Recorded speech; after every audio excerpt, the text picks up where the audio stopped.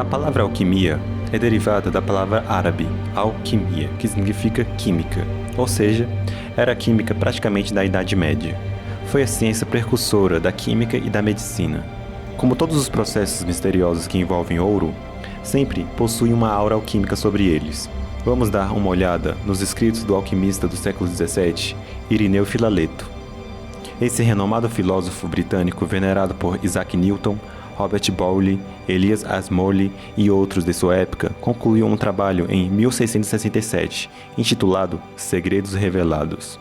Nesse tratado, ele discutia a natureza da pedra filosofal, da qual comumente se pensava que transmutava metal comum em ouro. Com bons argumentos, Filaleto aponta que a própria pedra era feita de ouro, e que a arte alquímica residia em aperfeiçoar esse processo. Ele afirmou: nossa pedra nada mais é que ouro digerido no mais alto grau de pureza e sutil estabilidade. Nosso ouro, não mais vulgar, é o objetivo último da natureza. Em outro tratado, intitulado Um Breve Guia para o Rubi Celestial, Filaleto declara: é chamado pedra em razão da sua natureza fixa. Resiste à ação do fogo tão bem quanto qualquer pedra. Em espécie, é ouro, mais puro do que o mais puro. É fixo e incombustível como uma pedra, mas a sua aparência é de um pó bem fino. No Novo Testamento, 1 Coríntios 10:3, refere-se a maná como um alimento espiritual, estabelecendo também como o verdadeiro pão da Eucaristia. João 6:31-41. Consequentemente, o pão do sacramento, que vem com o vinho da comunhão, é o mesmo pão de missa servido pelo Santo Graal no romance do século XVII, Le Conte del Graal, a história de Perceval, de Cereten del Troyes. Esse conto surgiu em 1180, logo antes do início da construção da Catedral de Chartres, nascido diretamente em um ambiente templário. Os condes da Alsácia, Champagne e León, com os quais Cereten del Troyes era ultimamente associado, tinham todos afiliação com a ordem cavaleiresca de Jerusalém. A estátua de Melquisedeque, em Chartres, com seu pão-pedra em um cálice, era completamente representativa do serviço do Graal com o maná sagrado.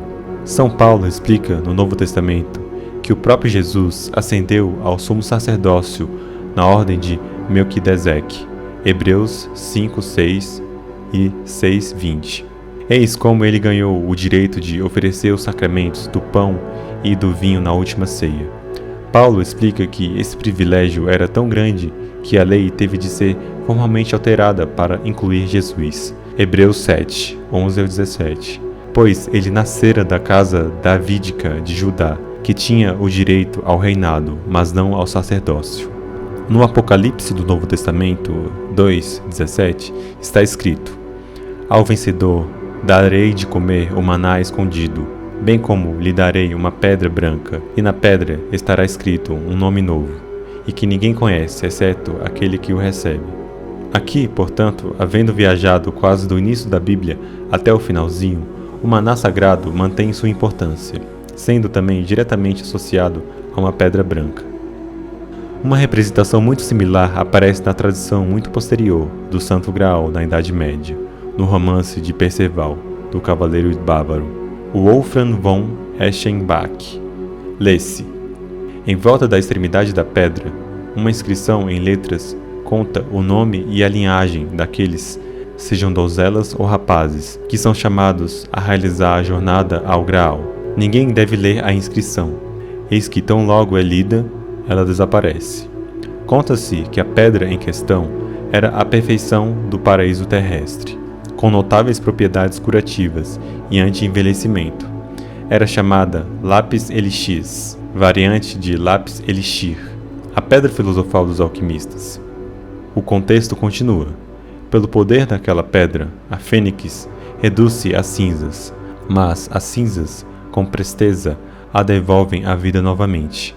Assim deve a fênix mudar e trocar sua plumagem, após o que fica brilhante e reluzente como antes. A chave para a alegoria de Perceval reside na antiga mitologia da fênix, comparada no Egito ao pássaro Benu, que era reduzido a cinzas no templo de Heliópolis, mas que cujas cinzas vinham grande iluminação. Heliópolis, que era originalmente chamada de On, por causa da sua luz de Deus Sol, era o centro da grande Irmandade Branca, os artesãos mestres de Tutmoses III, 1450 a.C. Havia 39 membros no Grande Concílio de Karnak. O nome da Irmandade derivava de sua preocupação com o misterioso pó branco. Outra pedra semelhante aparece no Inter Alexandre ad Paradisium, uma antiga parábola da viagem de Alexandre, o Grande, ao paraíso, o reino de Pairidaise, que, na antiga linguagem avéstica, era o reino de Ahura Mazda, o deus persa da luz. Esse conto delineia a pedra encantada do paraíso, que dá juventude ao velho e do qual diziam que excedia em peso igual a quantidade de ouro, embora até mesmo uma pedra pudesse inclinar a balança mais que ela.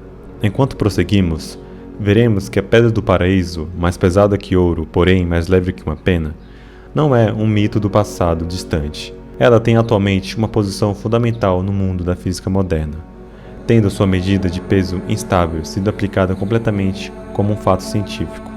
Da mesma maneira também, a fênix emerge em um ambiente de laboratório. O segredo da sua ressurreição de luz apresenta um papel fundamental na tecnologia atual.